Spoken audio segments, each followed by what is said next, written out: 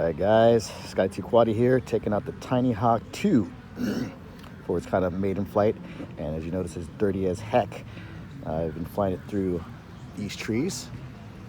And just one killer reason to get a TinyHawk is being able to fly even her horizon mode through these tree gaps is so much fun. You have to experience it to truly understand. But I'll show you some video footage. Of course, it's not going to come out as clear as what you see in the goggles, but overall, this baby is fun. I did get the Mobula 6, and I'll do a review on that one. It's no longer going to be a Mobula 6 since the first battery pack, I actually broke two of the struts in the front, and the camera, just in my house, not even outside, and the camera hit the wall, got dislodged as a Nano 3, and was blurry, and I could not use it at all. So I informed Race Day Quads, and they were so on it. They, helped me. Well, first I got the camera, put it back on the Mobula 6. Camera worked, and then the board died.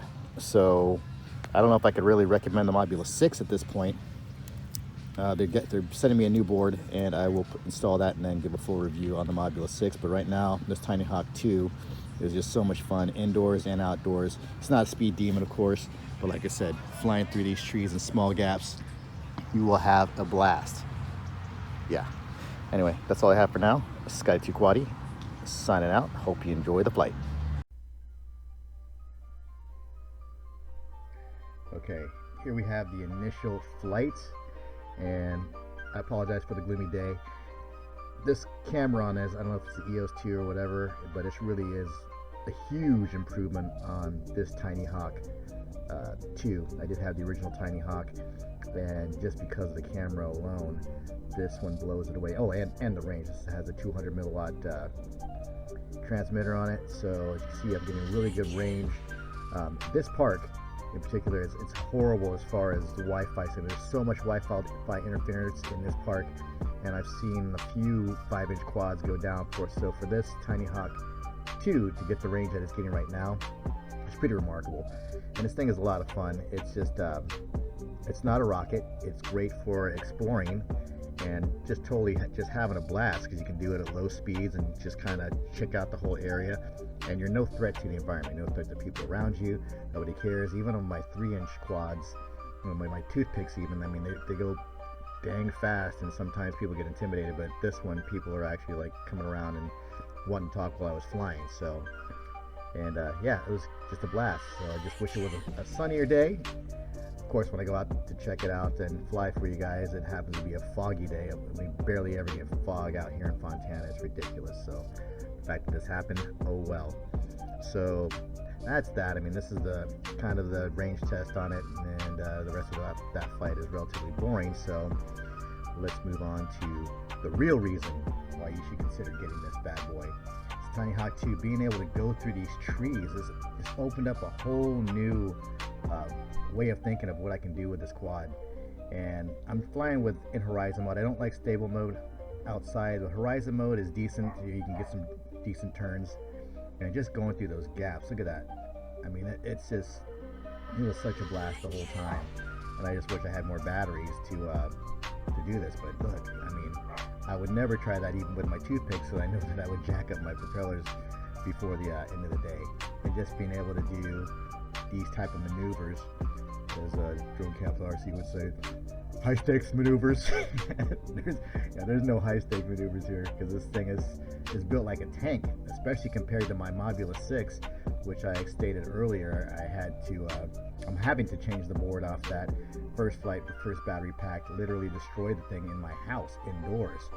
So at that point, like I said, I couldn't recommend that. But look at this. Ooh, look at that. It could take the damage, bump off the trees. I don't even worry about bumping off the branches or anything, because there's no way you're going to damage this frame. I mean, it's stupid, because it's so, number one, it's so light. Number two, the plastic is so thick, and you can't go fast enough to do any damage. And in this type of quadcopter, speed really isn't an issue. You don't really care to go fast. But just look at these tiny little gaps that I couldn't get through on that side. But let's see if I can do that towards the end here. I think I got a little better, maybe not. But hey, so much fun. I mean, you could just maneuver through these tiny branches all day long, and that's just 3 trees, you know. So anything around your house, especially with the FAA possible flight restrictions coming around the corner, you know, this is a good option, you know. So even though I will be a felony flyer if those those regulations go through, because I've done everything legal and have my FAA Part 107 license. Ooh, look at that! Look at that! I could never do that with my toothpicks. But anyway, yeah, just the stuff that's coming down the pipeline. It's like it's gonna destroy the whole hobby, because even with drone racing, even if you have regulated spots where you can actually race, you gotta practice, right? So where are you gonna practice if you can't even practice outdoors? So it's pretty bad.